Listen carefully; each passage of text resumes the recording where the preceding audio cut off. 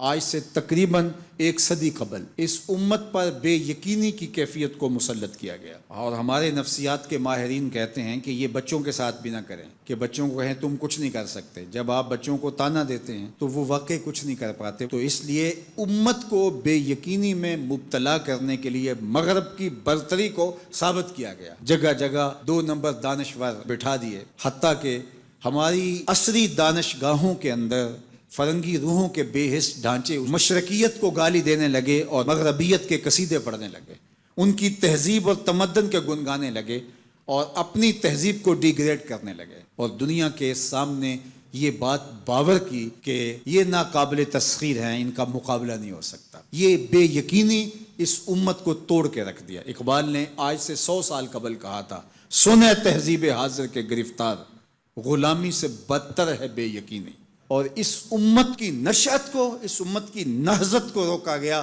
کہ نہیں تم مقابلہ نہیں کر پاؤ گے، اور یہ ماضی کے اندر بھی ہوتا رہا۔ قوم موسیٰ نے کہا تھا ہم تو مقابلہ کر نہیں سکتے، موت سے بدتر زندگی تھی، اور یہ بالکل ہتھیار پھینک چکے تھے۔ پھر حضرت موسیٰ آئے اور ان کو کھڑا کیا، ہمت دلائی، دریائے نیل کے کنارے آئے تو پھر اڑ کے کھڑے ہو گئے۔ چونکہ 12 قبیلے تھے تو کہنے لگے کہ ہم ایک ہی راستے سے نہیں گزریں گے، دشمن پیچھے چڑھا ہوا ہے اور یہ قوم اڑ کے کھڑی ہو گئی ہے دریائے نیل کے کنارے کہ نہیں ہم ایک سوراخ سے نہیں گزریں گے، ہمارے قبیلے الگ الگ ہیں، لہٰذا ہمارے لیے الگ الگ راستے بناؤ۔ قومیں جب نکبت میں، رسوائی میں چلی جاتی ہیں تو یہی حال ہوتا ہے۔ وہ کسی نے کہا کہ ہم ایران کا ساتھ نہیں دے سکتے، وہ تو شیعہ ہیں، تو میں نے کہا کہ چلو آپ نیتن یاہو کا دے دو، وہ تو سنی ہے۔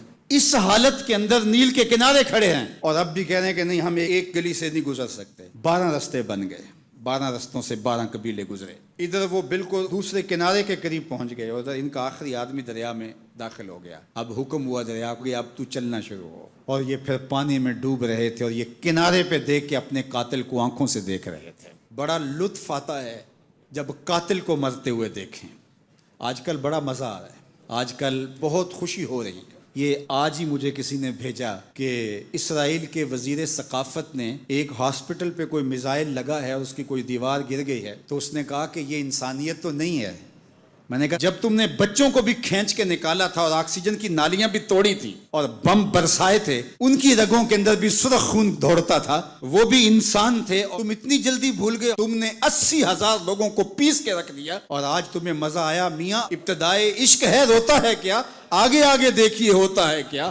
ابھی تو لطف آئے گا، ابھی تو تمہیں پتہ چلے گا کہ درد کیا ہوتا ہے۔ ابھی 1-2 ماہ قبل آئرن ڈوم کی کہانیاں یہ دانشور ہمیں سنا رہے تھے، وہ کہتے تھے وہاں چڑیا بھی اندر نہیں جا سکتی، لیکن پھر دنیا نے میزائل جاتے دیکھے، کیسا خوف زدہ کیا ہوا تھا۔ نہیں ناقابل تسخیر ہے، اس کا مقابلہ نہیں ہو سکتا۔ وہ آسمان سے اترے ہیں، کیوں ان کا مقابلہ نہیں ہو سکتا؟ خدا چاہے تو ممولے سے شہباز کو لڑا دے، وہ تو ابابیلوں سے ہاتھی مروا دیتا ہے۔ تو اللہ جل شانہ کمزور نہیں ہوا، اس کی خفیہ تدبیریں ابھی ختم نہیں ہوئیں اور کبھی ختم نہیں ہوں گی۔ تم ایک چال چل رہے ہو اور وہ تمہیں چال میں پھنسا رہا ہے۔ میرے اللہ نے اس امت کے تنے نازک کے اندر زندگی کی لہریں پیدا کر دی ہیں اور ایک تموج پیدا ہو گیا ہے۔ اگرچہ آج بھی وہ فلسفہ، آج وہ دانشوری کا جعلی غلغلہ موجود ہے، آج بھی مایوسی کے نعرے لگائے جا رہے ہیں۔ 4 دن کی کہانی ہے، اس کے بعد آپ کو ایران کھنڈر بنا دکھائی دے گا، بن جائے کھنڈر،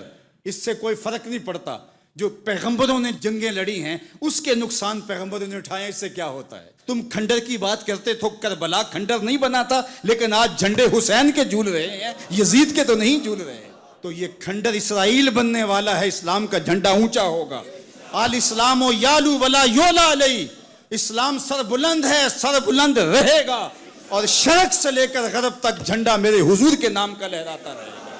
اس لیے ہمیں پوری قوت کے ساتھ ایران کے ساتھ کھڑا ہونا ہوگا۔ یہ ایران کی لڑائی نہیں ہے، یہ امت کی لڑائی ہے۔ یہ ان 80,000 بچوں کا، بوڑھوں کا، جوانوں کا بدلہ لینے کے لیے کھڑی ہوئی ہے امت، جن کو پیس دیا گیا اور ان کے اوپر نوحہ بھی نہیں پڑنے دیا گیا، جن کو بھوک اور پیاس سے تڑپا تڑپا کے مارا گیا۔ آج ان بچوں کا بدلہ لیا جا رہا ہے جو انہوں نے اذیتیں دی، جو کچوکے دیے۔ اس ممبر پہ بیٹھ کے ہم روتے رہے، ہماری خلوتیں، ہمارے حجرے آنسوں سے بھر گئے۔ ہم تو صدیوں سے روتے آ رہے ہیں جو ہمارے ساتھ ہوا۔ ہم نے اپنے بوڑھے باپ کو روتے ہوئے دیکھا اس امت کے لیے، ہم نے اپنے مشائخ اور اساتذہ کو روتے ہوئے دیکھا۔ یار یہ وقت ہے، کیوں مایوسی پھیلاتے ہو؟ کتاب ملت بیضا کی پھر شیرازہ بندی ہے کہ شاخ ہاشمی کرنے کو ہے پھر بھرگو ثمر پیدا، نوا پیرا ہوا ہے بلبل کہ ہو تیرے ترنم سے کبوتر کے تنے نازک میں شاہی کا جگر پیدا۔ انشاءاللہ یہ دن گنے جا چکے ہیں، مغرب سے قیادت مشرق کی جانب منتقل ہونے والی ہے۔